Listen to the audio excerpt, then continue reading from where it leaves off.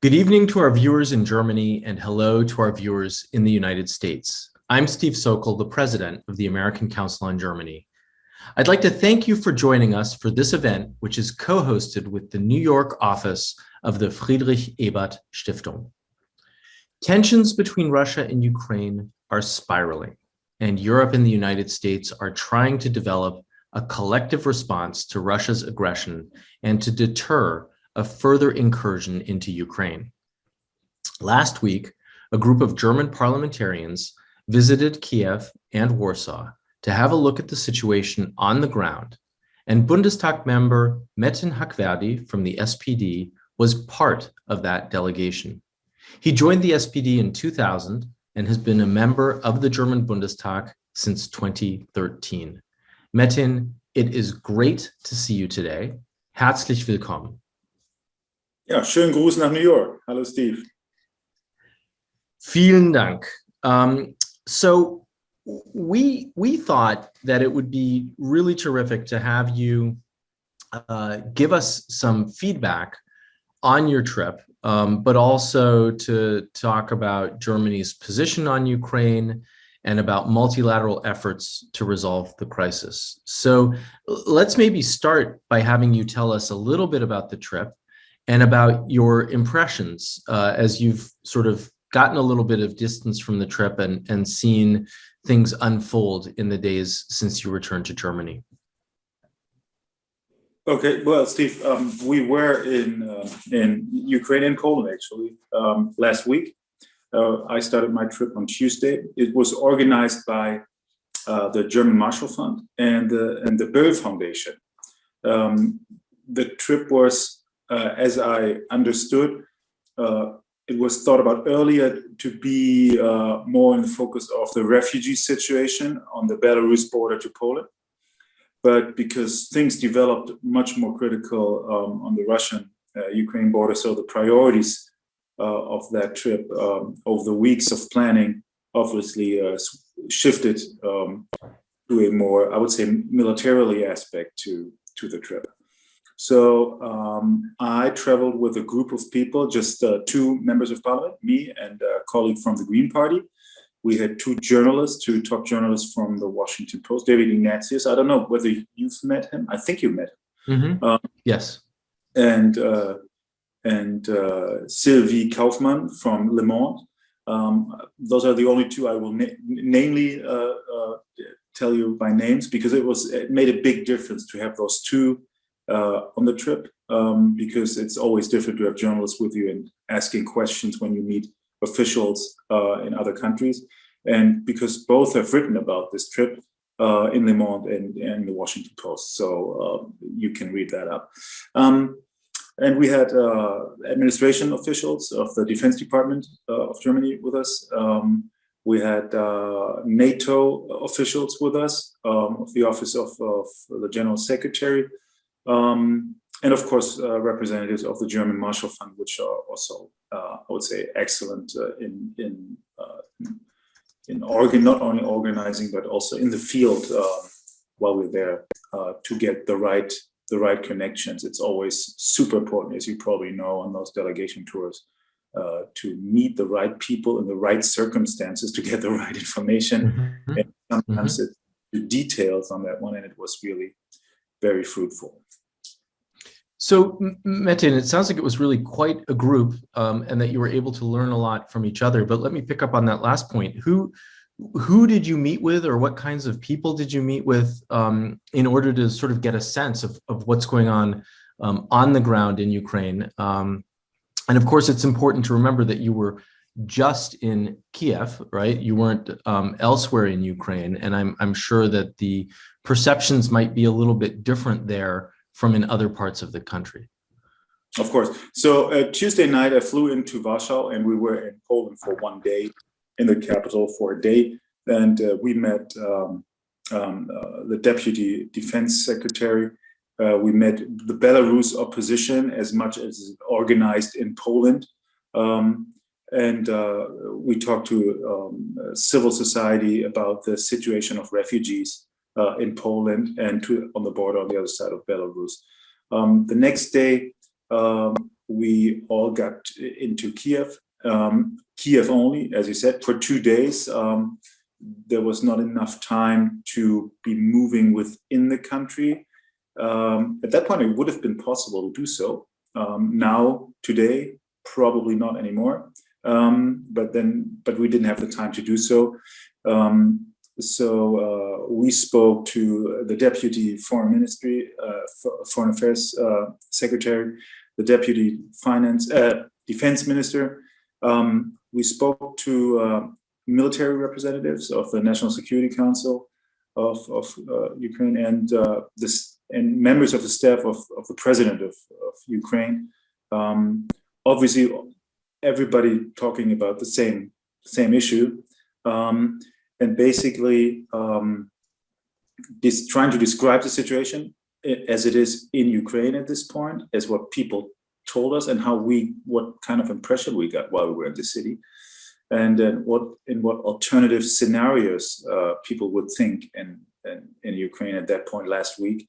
And since then, as you probably know, if you describe the tension mathematically by troops deployment of Russia, tension has been risen since then because there were more troops deployed to that point, as you know, not only on the Russian-Ukraine border, but also in Belarus and to the Ukrainian border. If there probably everybody knows the geography of the country, but just for those who are not really quite familiar with the distances, it's less than 100 miles up north from the capital to the Belarus border, where at this point thousands of troops of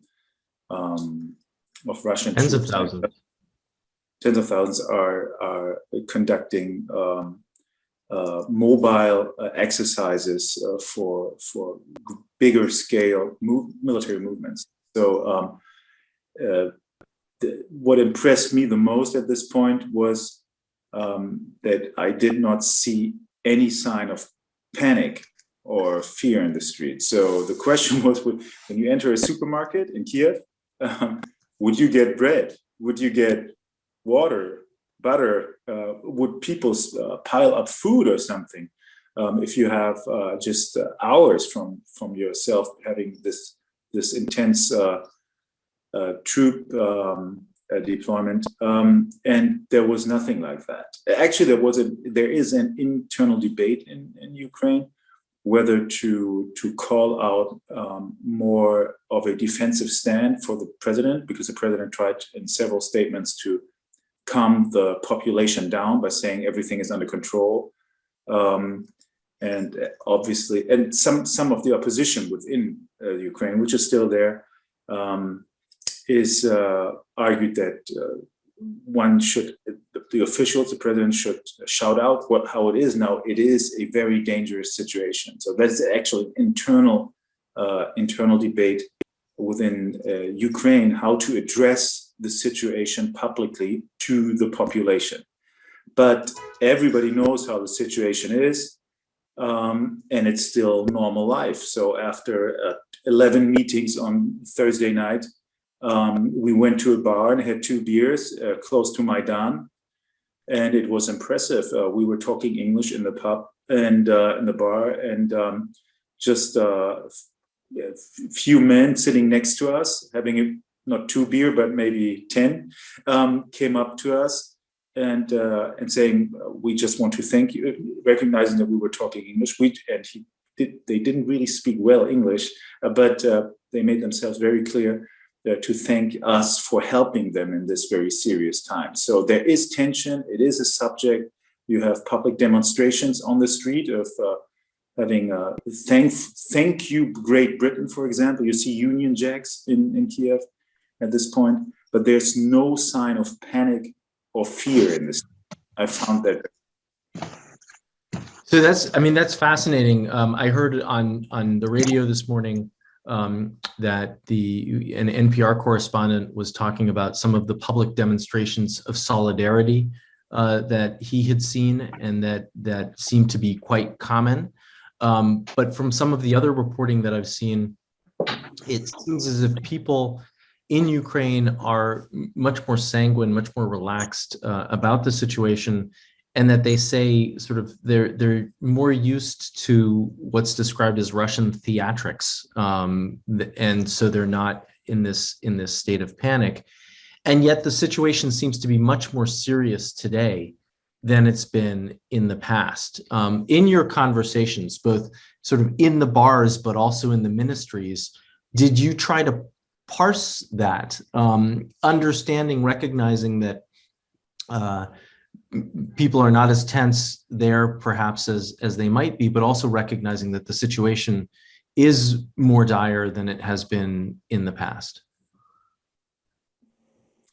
Well, one question always in these, when you are on tour with such a delegation in this situation, one question with all the conversations we had is, of course, what are the scenarios you are thinking in, and what do you expect? And then, if you have more time to speak, what do you expect within the next few weeks, and what do you expect in the next month or year or two? Because obviously, you end up talking about also what the Kremlin thinks, what Mr. Putin thinks, and what could be a strategy of the Russian side. So this is always a question. So at this point, especially with the military officials, they're calculating all alternatives, all scenarios, big scenarios, small scenarios, very big scenarios.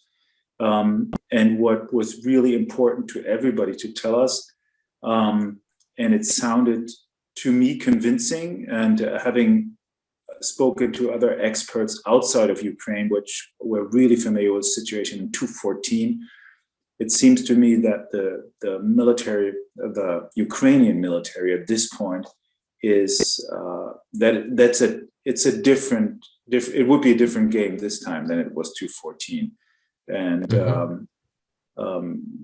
they would be trying everything to fight any foreign force that tried to conquer more of their territory. As you know, they consider themselves to be in war now since 2014. So for them, it's just an escalation of an already happening war.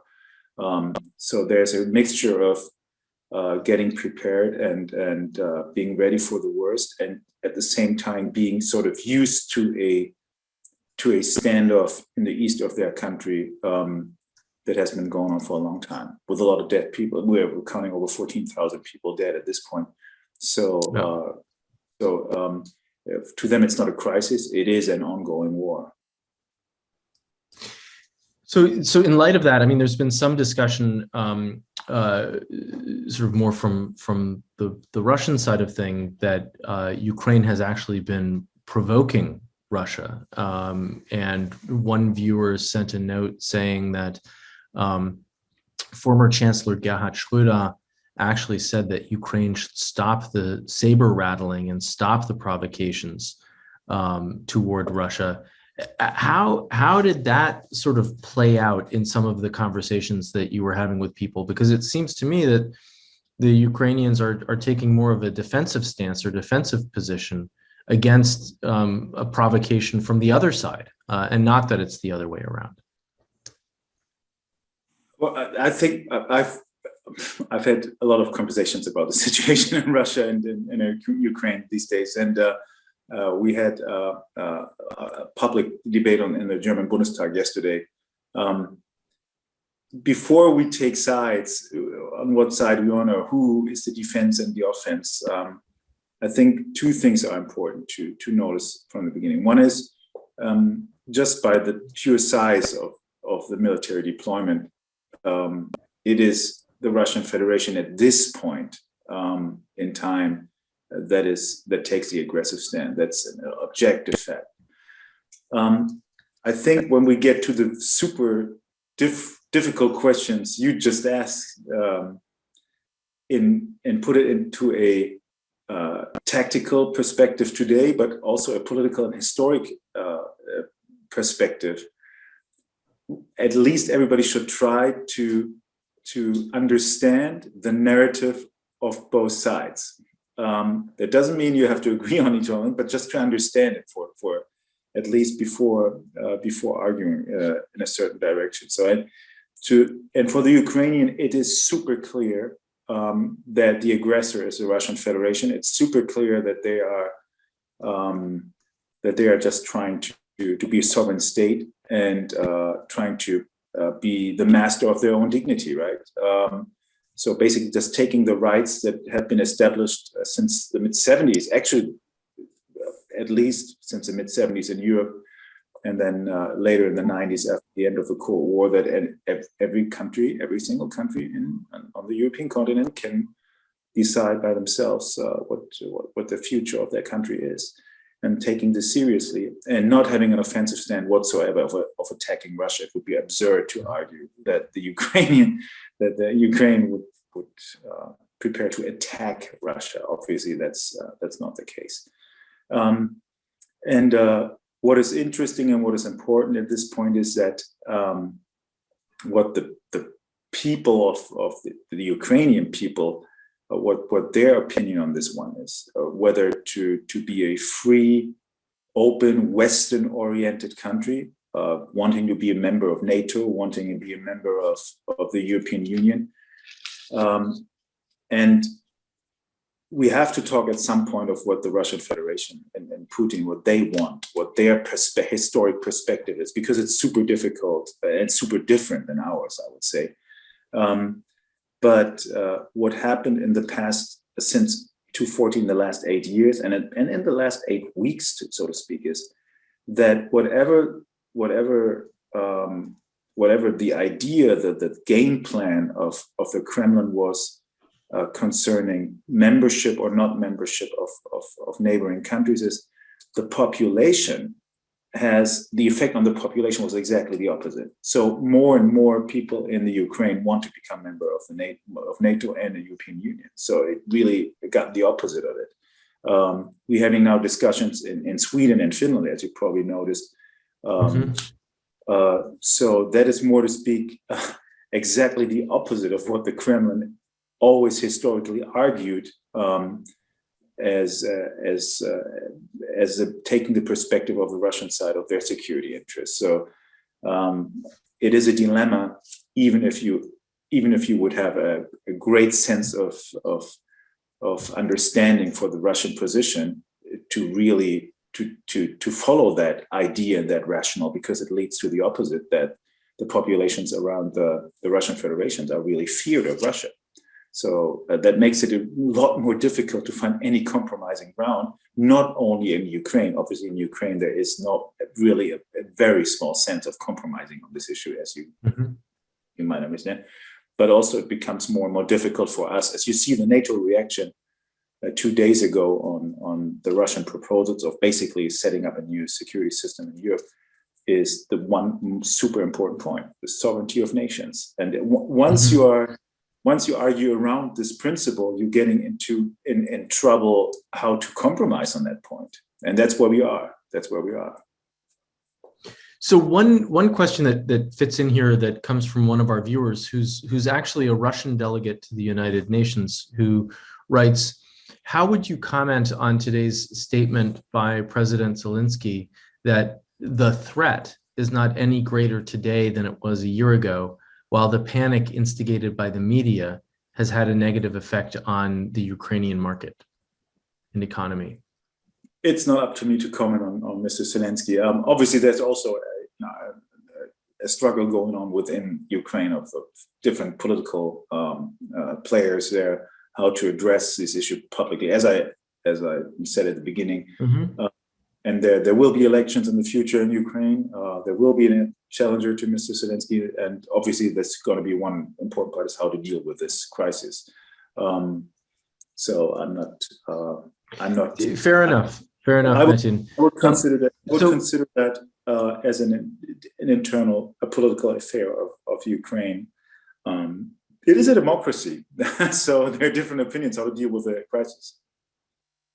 So I'd like to come to Germany in just a moment, but before we do, since you were also in Warsaw, and obviously the initial impetus for going to Warsaw was to talk about the migrant crisis on the Polish border with Belarus, but I have to imagine that the Ukraine crisis and tensions with Russia also played a role in some of your conversations there. Can you talk a little bit about what you heard while you were in Warsaw? The Poland government is very clear on this one. The things that are going on with the refugee situation on the border is not only being known by the Russian government, but more or less directed. So it's not to them, it is not a Belarus-Poland crisis or EU-Belarus crisis, but it's another aspect of, as you probably heard, of the hybrid warfare that is not only by weapons and kinetic attacks, but also including human beings. So this is basically what we heard from the government, and also from civil society that takes a lot of care of those refugees. Obviously, there are civil societies that are people getting engaged in NGOs to take care of refugees that have already entered Poland. They are also very critical towards the Polish government about the treatment of the refugees. But the interpretation of what the political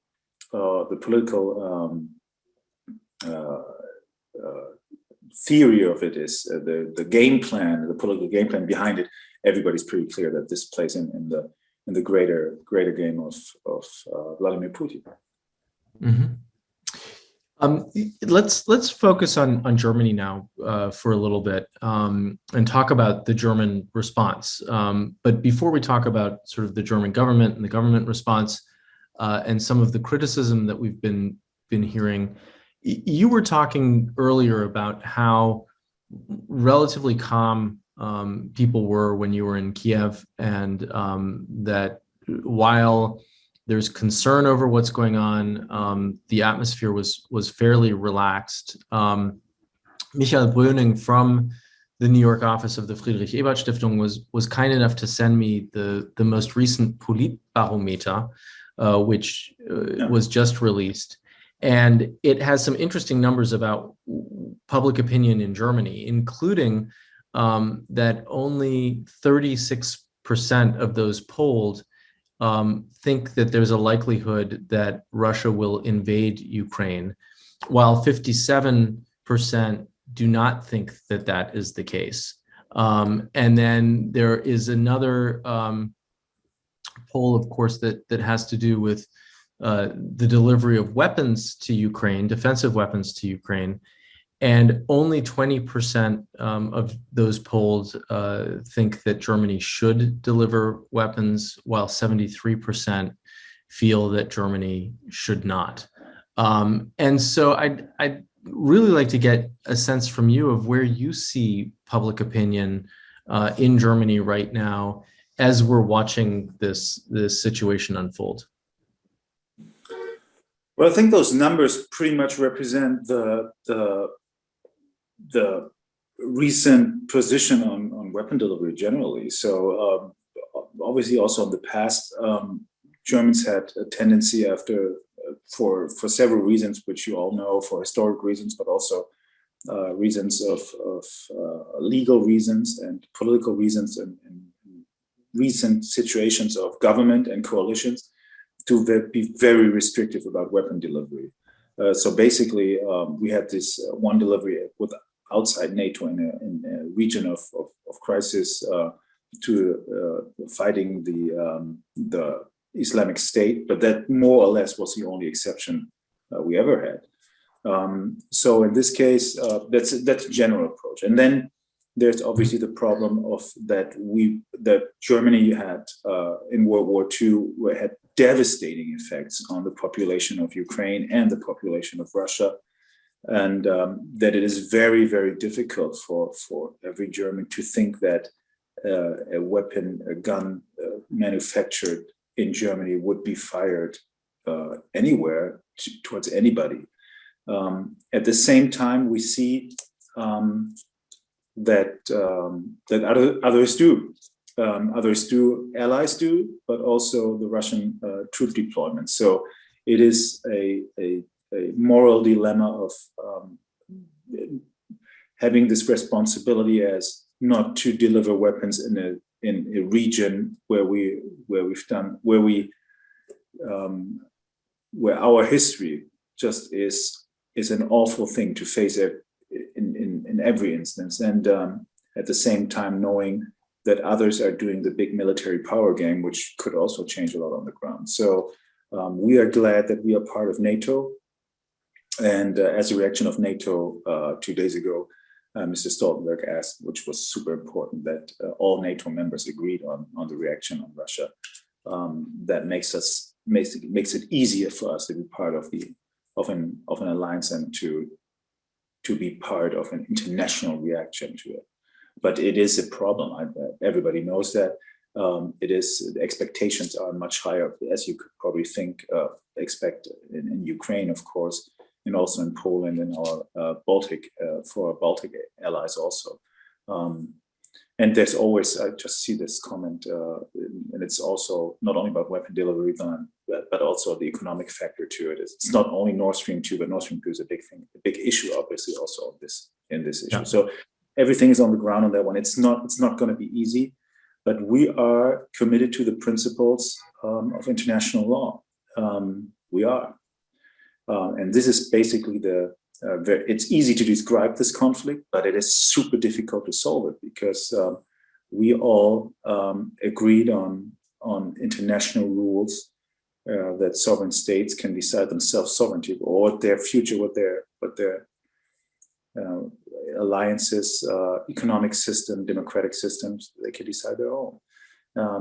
So if you have a player on the other side that does not accept these rules, it is very, very, very difficult to find common ground on this particular part. I just, maybe in detail, not today, but the way NATO reacted on Wednesday, there is this little window of opportunity to get into a dialogue with Russia, talking about hard facts on making Europe security-wise more secure also for Russia.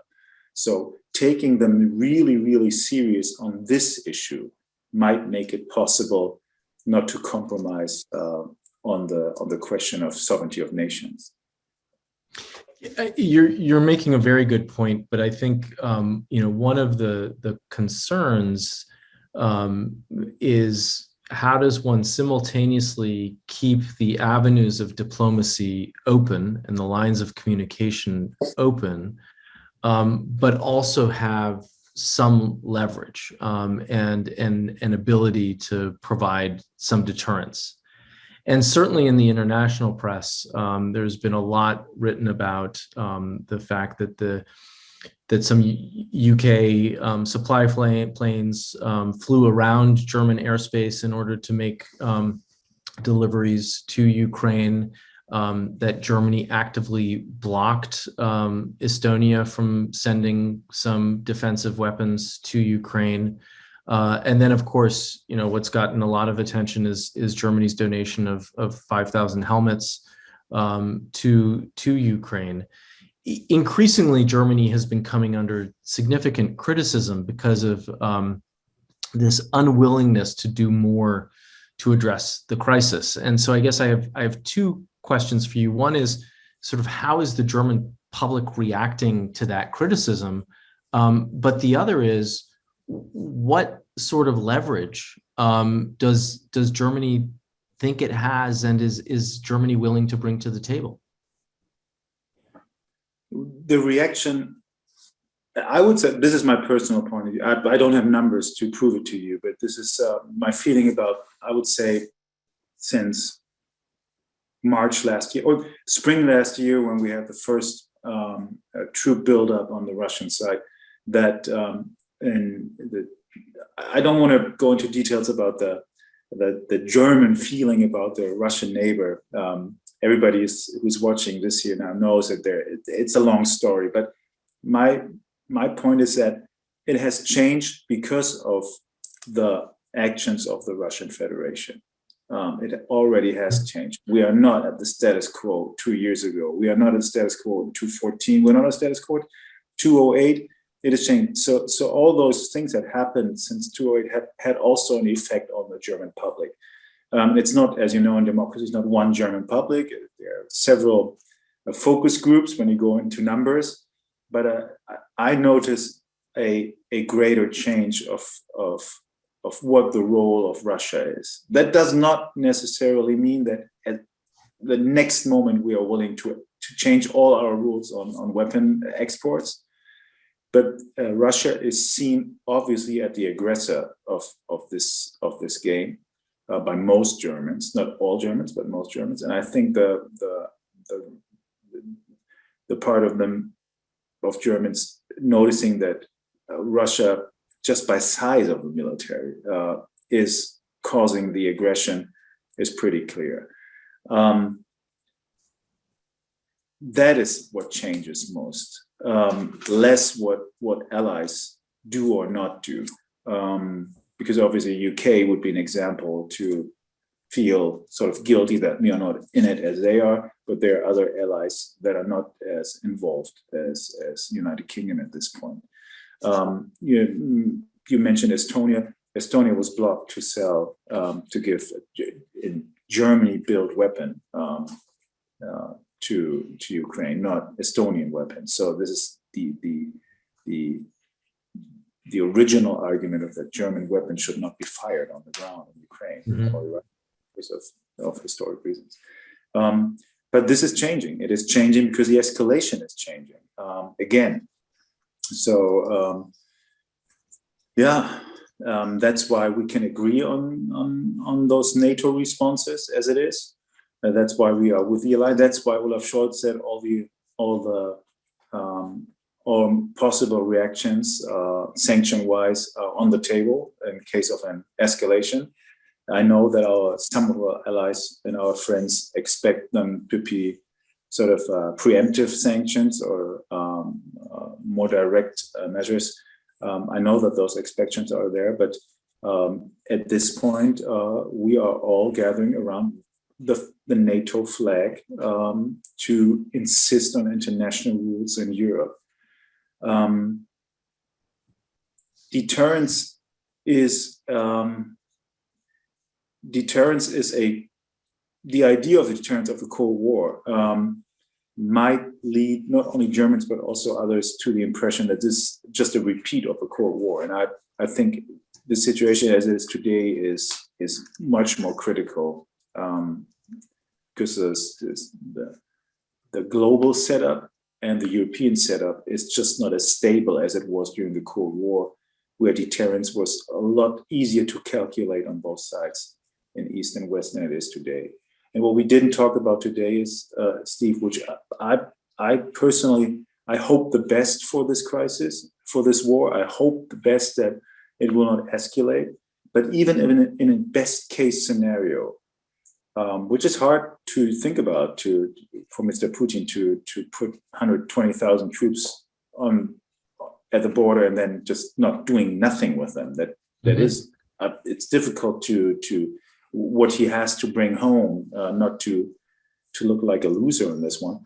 But even if things go really well, we still have problems in Moldova. We still have problems with Russian forces.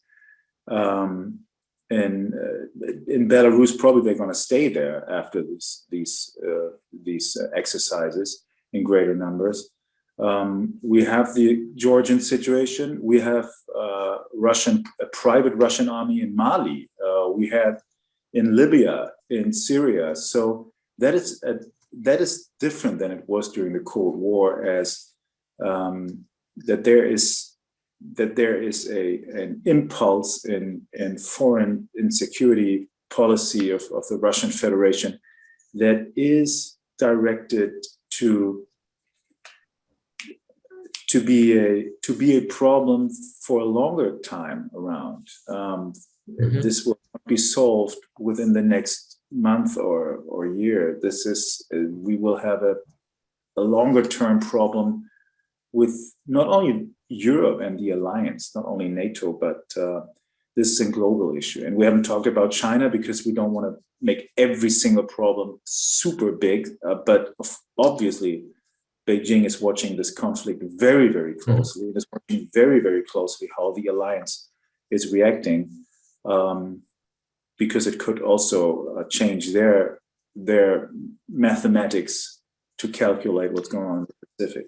Yeah, I think the situation along the border between Russia and Ukraine is being watched very closely from all sorts of different parts of the world. I'm thinking particularly about China, but also about North Korea, about Iran. And I think a lot of countries are wondering how the West will respond, how the West will react. And so I come back to this notion of what tools are in the toolbox, because it does not seem as if the diplomatic means are enough as much as we might hope that they are. And do you see a face-saving way out of the current crisis, albeit that this is just one of many fronts that where Russia is seeking engagement and sort of poking? I don't see an easy way to solve all those issues. I myself just mentioned, and you put other perspectives on the table as well. But concerning the security in Europe, we can, without having this big decision made of that Ukraine is just more or less a country without rights, and it's a Russian real estate, or is it a free nation, and we have to fight about this issue. Besides this fact, there is some other stuff we can do to, by objective means, make the life and the country, the Russian Federation, more secure, and also Poland, also Germany, also the Baltic states. We had a system in Europe of communicating with each other that was, I would say, on a good way, and at some point we were losing this. So if you talk about security measures as being transparent about troop movements, if you're talking about disarmament, if you're talking about this whole nuclear weapons story is not at all told to the end. So here's something where we can have improvements on both sides. The problem is still that even if we have a lot of progress on those issues, which NATO offered, by the way, on Wednesday, very, very clearly, and that has to be a good faith effort. So we are willing to put ourselves into the perspective of a Russian Federation that is scared of NATO forces. I think we should do that. But if this does not lead us does not solve the problem in the middle of this, I'm a lawyer by profession, as you know. So if you end up with a legal problem of international law, whether Ukraine's sovereignty is the key issue, then I don't have an answer to your question. Then it would be a question of either a great bargaining, either a great compromise, a poker game, a big poker game of deterrence, of military strength, or a matter of war. And we are actually gotten used to that situation of war, because there is a war already in Ukraine. We had the situation 2008 in Georgia, which in the core problem remains the same. And we haven't talked about this issue. Is it about stability for the Russian government, right? Maybe it's just about that they are not getting their own revolution on the ground. So Mr. Putin has his own experience with elections that has to be, I would say, a little manipulated to stay in power, right? So what is the core problem? What is the core bargaining point? Is it so objective, or is it maybe about some greater idea of a greater Russia and the legacy of Mr. Putin? It's very complex to draw a picture of the future where everybody fits in with his and the nation's interests. So I cannot give you an easy answer, but one prerequisite, super important, is that NATO, that the allies will try as long as possible, as strict as possible together. So just any little tiny crack within the Western alliance will be used and abused by Russia, as we've seen in other places outside, even outside Europe. Metin, you've talked in our conversation today a little bit about NATO, but particularly since we're having this discussion together with the New York office of the Friedrich-Ebert-Stiftung, I'd like to ask you if you think that there's a role for the United Nations or for other multilateral organizations in trying to diffuse this particular crisis. I don't know about the United Nations. Not yet. We see the Security Council. You have to try it, of course. You shouldn't just wave on that one. But I think talking about institutions, for this little tiny problem in the middle of this whole mess, which is the super biggest problem after World War II in Europe at this point. I would say that the European Union is a much more important player. Because obviously, if we are managing to get this situation some sort of resolved in security measures as well, troop movements, nuclear armament, we are ending up, and this, you remember how this all happened, Maidan, and the situation of EU enlargement, not NATO enlargement.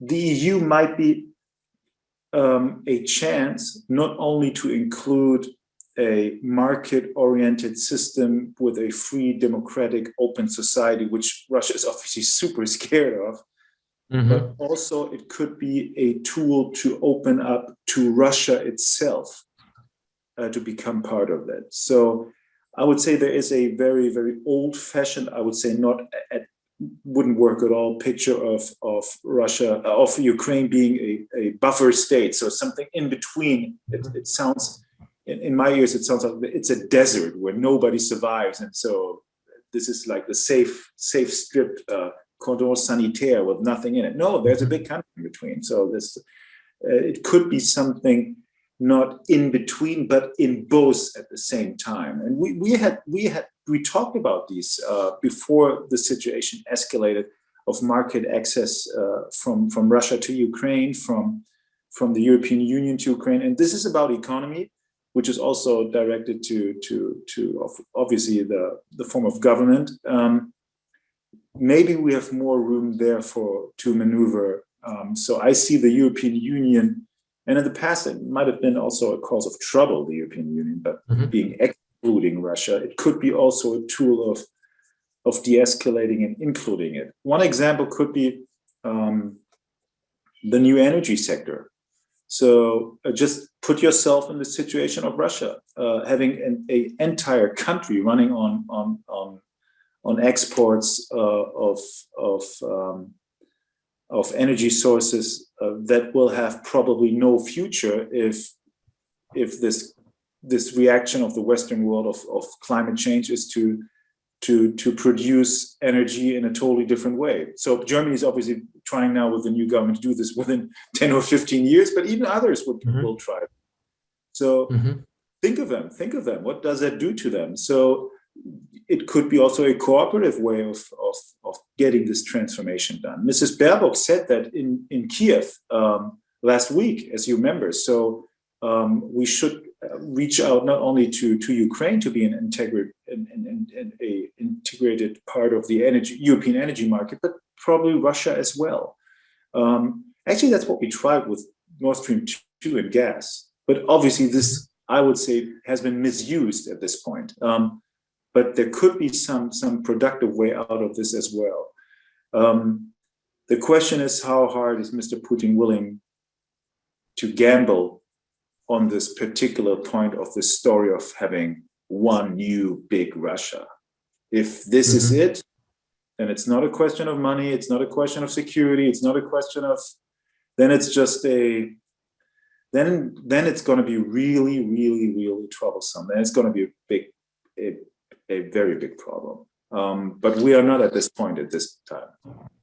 But Metin, I think it's also a question of whether the EU is going to rise to this challenge, right? I mean, I hear you when you say that it has the potential to play a very important role in trying to address this, and that much of the leverage that it has is economic in nature and diplomatic in nature.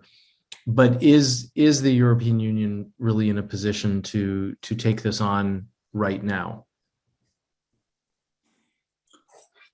The energy, just the example of the energy market, it will change. The whole game will be changed. The whole game will be changed. The question is in what time span it will be changed, but it will be changed.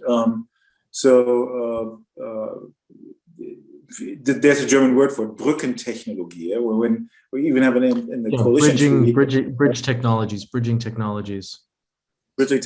So this wording is even in the coalition treaty, saying that we have to have plants that are burning gas for electricity, even in this time gap where non-fossil energy sources will be, so to speak, or support 100% of the energy in Germany. If you read that as a Russian, this bridge technology is at the end of this bridge it's the market for you will end. So you have to have a perspective on that one. And you know what? Russia is not the only country in the world. There are other energy exporting countries in the world that will have similar problems. That we could connect to that one. We could, but we have to get those security issues off the table before that. But because if things escalate in Ukraine, I'm very, very sure, talking to my friends and to our allies in Poland and having the experiences of our German soldiers in the Baltic countries, NATO will not make a compromise on the core promise of Article 5. And Mr. Putin always stated that he doesn't want troops around his country on the border side. With this maneuver so far, he will get exactly the opposite, because it is very, very difficult to argue towards the Baltic states, Poland, to we're talking about a henceforward presence now. We're talking about 8,200 American troops being only ready to go. That is, compared by the numbers to the Russian forces, is nothing. So it will maybe end up that he's losing more that he wanted to gain. And by the way, it looks like that the population is already lost in the Ukraine, also in eastern Ukraine. I talked to in the defense ministry. I talked to the boss of the Central Intelligence of Ukraine, and it was funny. I found it funny because he speaks Russian, which really blew us away. That's in this situation. Yeah, he's a guy from the east, so he speaks Russian, no problem. So things have changed. Things have changed. This will be no easy march for Russia. But I hope that we have to, it's a question of how qualified the deterrence is. And I know that a lot of our allies, especially our US and UK allies, having a different position on that one than the German government. I hope nobody's going to be proven really wrong on this one. And I hope the objective interests of the Russian Federation prevail, that it would not be a good idea for them to attack Ukraine. So one of our viewers actually has a follow-up question about our conversation about the European Union, and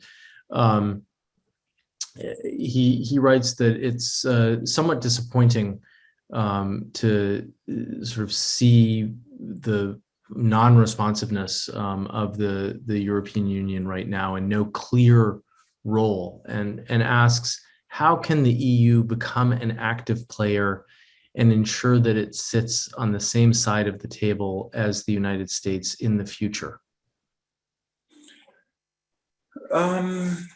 Me being a transatlanticist, I like this idea that we are all sitting on the same side of a table, but I think maybe that's not even the best case scenario. If you look at economic support for Ukraine in the last 10 years, the European Union supported Ukraine by double the size of the United States economically. So for the economic growth of that country, for the stability, economic stability, nobody on this planet did more than the European Union. That was a super big support. At this point, this argument gets a little smaller once you have 120 or 130,000 troops, Russian troops at the border. But still, this was very important. And the European Union is willing to do that in the future as well. So don't underestimate that.